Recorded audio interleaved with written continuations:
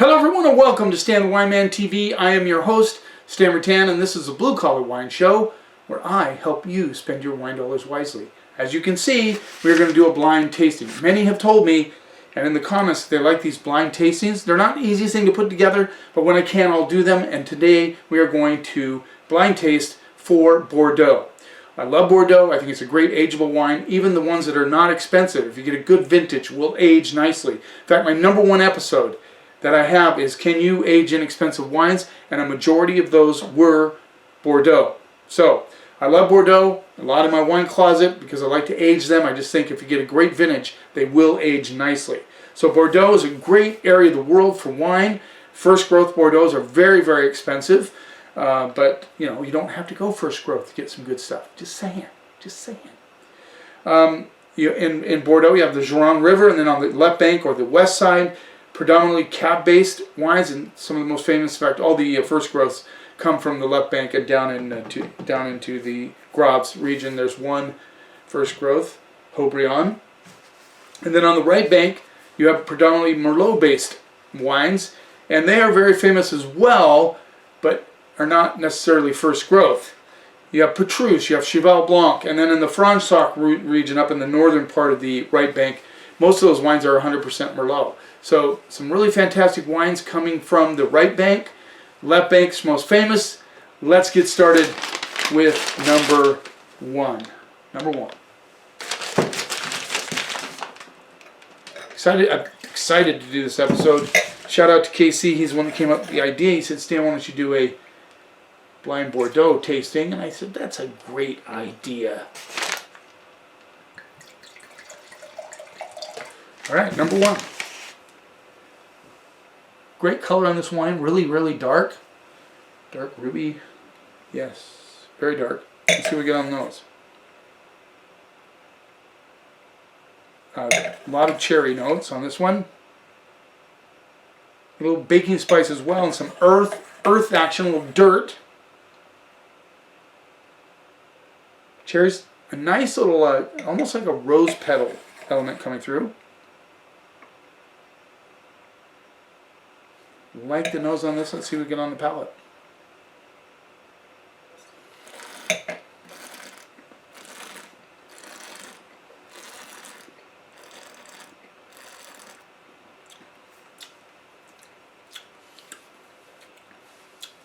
Solid wine, good balance, nice structured tannins.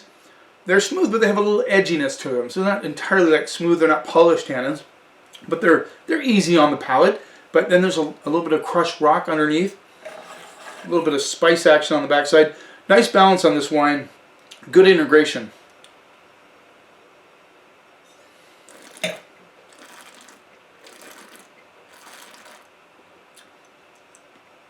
Getting some wood tannins on this as well. Dark cherries, a little bit of currant action coming through. Like I said, the crushed rock on the backside. The earthy notes, more like dried earth underneath, kind of as an underbelly.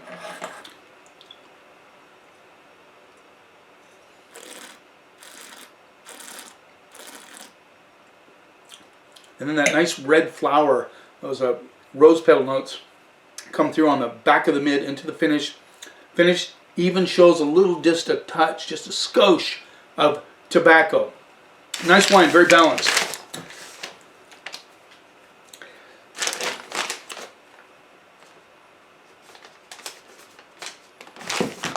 All right, let's move on to the next one. Good wine, good start. Good start to this blind tasting episode. Number two. Number two.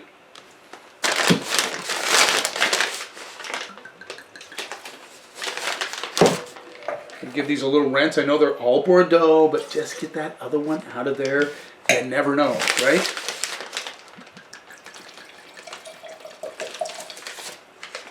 Being a little sloppy today, I don't like that.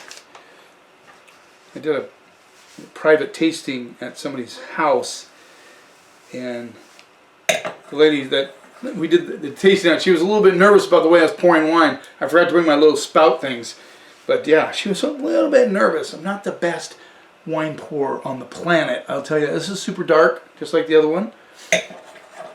Not black, but yeah, pretty dark. Let's see what we get on the nose. This has a little bit of that kind of cinnamon, getting a little red berry, kind of a red plum thing coming through on the nose, as well as dark cherries. Nice little baking spice element on there, which would indicate oak. And a little red flower. Let's see what we get on the palate with this one.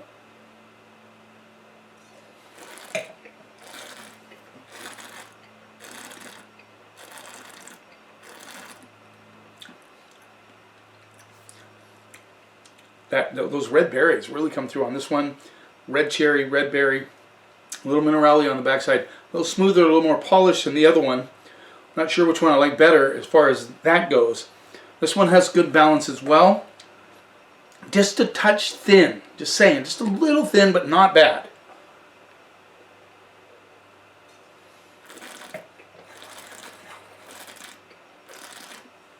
A little leather action, which you expect a lot from Bordeaux. Always look at the Bordeaux, you know, usually leather, red flowers, you get the fruit of course, and then usually minerality. Those are really common with Bordeaux, as well as a little tobacco coming through and earth. But this is just a really nice, simple Bordeaux. I'm gonna put this in the simple category. I don't know the price on this, but I'm gonna say it's probably not expensive. It's kind of thin. The red flowers really linger on the backside. I think it has good balance. I don't think it's an ageable Bordeaux. Number one, I would age. Definitely would tuck that way. Not so much this one. I think this one probably is a drink now sort of Bordeaux, in my opinion.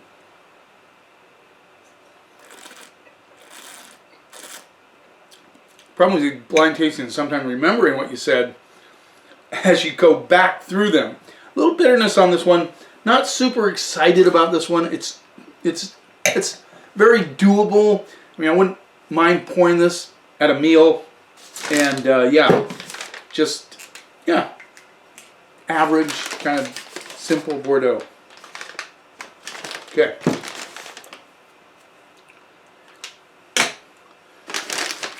Okay, let's move on. Number 3.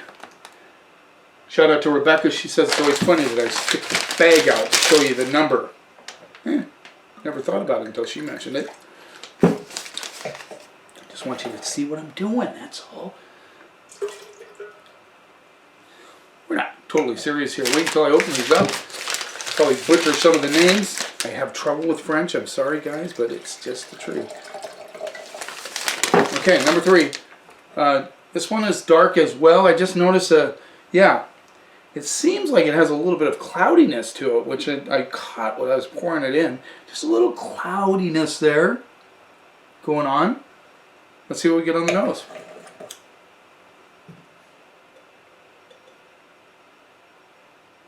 This has kind of a brooding, musty, kind of old world nose.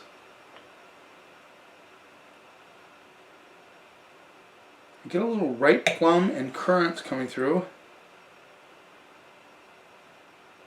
My initial reaction, it might be cork, but I'm not getting any cork on the nose.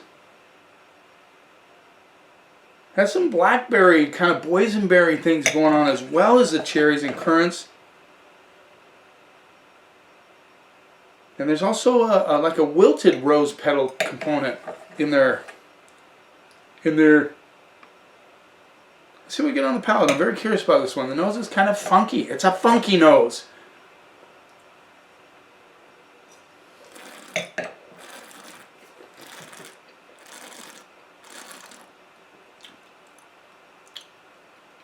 This has the most fruit of the 3. Kind of a nice round cherry, really nice ripe cherries with a little bit of that kind of boysenberry thing coming through as well, and the red flowers. But the initial attack on the palate is like that, but then it kind of morphs into this more mineral-driven wine. It has good balance. It's definitely soft up front, and then gets that, like I said, that little attitude with the minerality.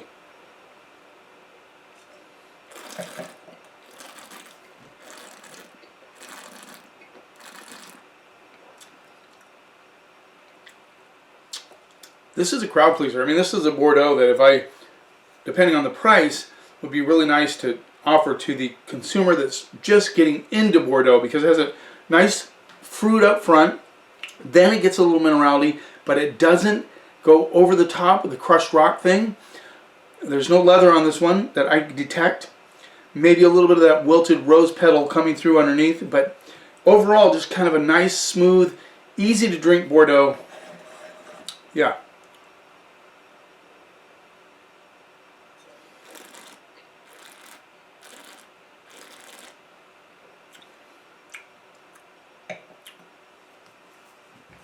Man, with food this would be fantastic. I mean, I like this Bordeaux. I think it's it has the guts to maybe age a little bit. I'm a little concerned about that fruit up front, you know, but it has good acidity. All these things are, the elements are there for aging a little bit. And then at the very end you get that minerality with a little bit of that kind of wilted rose petal thing going on.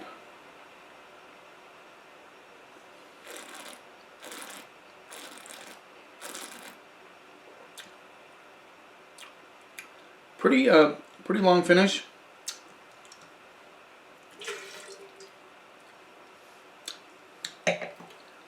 It's kind of tough, but I'm going to go there on this one.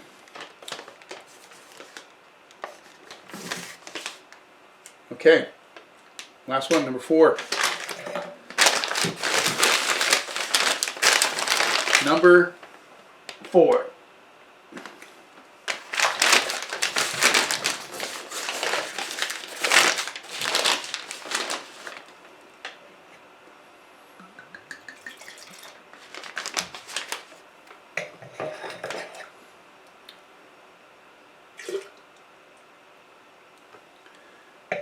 Bring the leftovers to work tomorrow and show those to my assistant, and then sometimes if a lucky customer comes along they get to try some of these wines as well. Number 4. Go over here. Again, they're all pretty dark wines, all of these. You know, Merlot and Cab are known to be darker. This might be the darkest of the bunch. Let's see what we get on the nose. Now this has really a lot of baking spice, a lot of, I can smell some oak on this one, not intensely over the top, but definitely currants, a little kind of very aromatic as far as flowers go.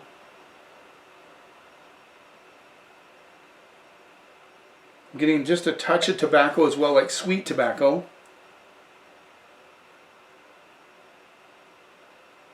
Loads of currants, very aromatic on this one. Let's see what we get on the palate.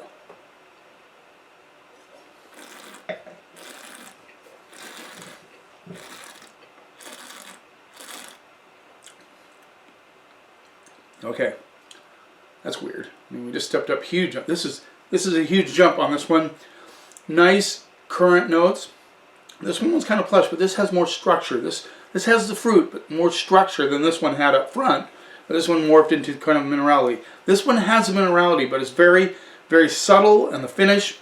I get a lot of ripe currant notes up front with that minerality underneath that keeps it in balance, in check. Good acidity that is nicely integrated.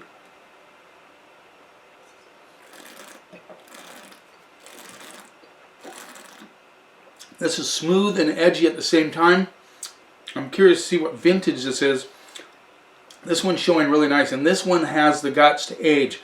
I would age this one 10 years, probably, at least.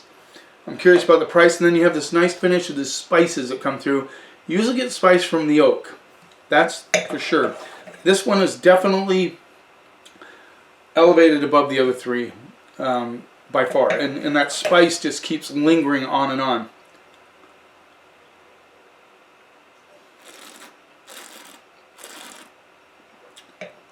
It's a baby, really.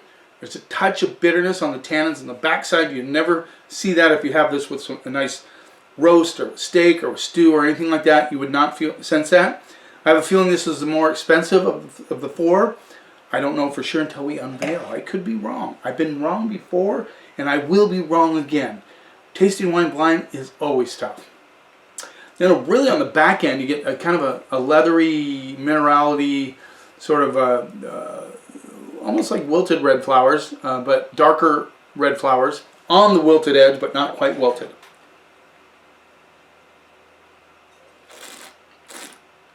And a hint of licorice on the mid palate. These all need food, guys, just saying. Drinking Bordeaux straight up can be kind of rough. Should have had a blade of cheese here, right?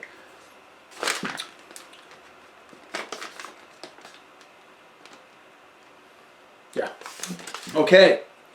Here we go, the unveiling. This always kind of scares me. In last place, number 2 with a C. Let's see, let's get this organized. Just before I give it away.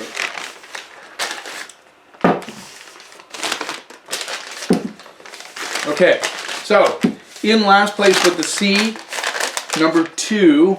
I thought it was a little thin. It was a very doable Bordeaux. Kind of depending on the price, like I said. But I don't think it's ageable.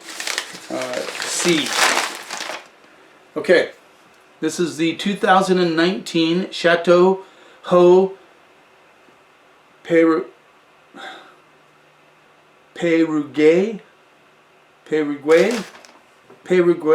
Bordeaux, Merlot, and Cab Sauv. 85% Merlot, 15% Cab Sauv. This is a Bordeaux Superior, Bordeaux Control, so it can be from just about anywhere. $18. So $18. Not so sure it's exciting for $18, but that's not a bad price. I don't know. Pass on that one. Number 1. This came in 3rd place. Number 1 with a B-. So this was the one I thought had good balance, good minerality, all that. But yeah, B-. Okay. Guys, take it easy on me. I'm tough with French. 2019 Chateau Delacour d'Argent Bordeaux Superior. This rolls in at $18. Same price. So there you go. I would go with this one over this one. Alright.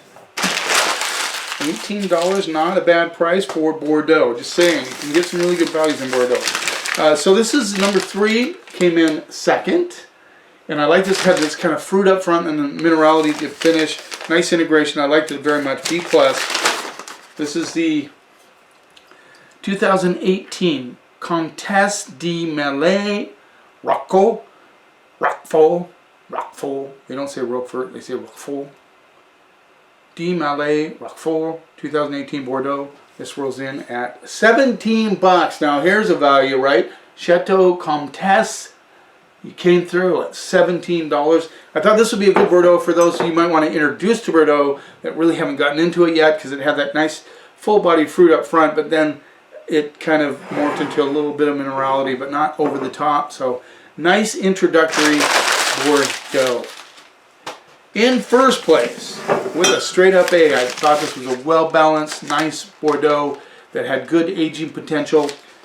The straight up A is the 2019 Chateau Pic Calou from Pessac-Leognan, which is in the western southern part of Bordeaux near Graves. This rolls in at $37. There you go. $37. But I thought I wouldn't feel bad about spending 37 bones on this and putting it away in my cellar for 10 years, forgetting about it, and then seeing how it turns out, because I thought it had great balance, good fruit, good minerality, all nicely integrated, really good. So there you go, that was fun. It was a fun tasting. They all really showed okay, only one was a little bit kind of average, and I wouldn't buy it for $18. If I'm going to do an average Bordeaux, I'm thinking 15 and under, just saying. Thanks for taking a little time out of your day. Just make a comment. Are you a Bordeaux fan? Do you like to search out good values in Bordeaux and maybe tuck them away for a little bit? How many of you have seen that episode, Can You Age Inexpensive Wines? And some of those really, really cheap Bordeaux that I put away that came out okay, if not great. How do you feel about that? Are you a Bordeaux fan or not? And do you want me to keep doing more of these blind wine tastings? You keep watching, and I'll keep helping you spend your wine dollars wisely.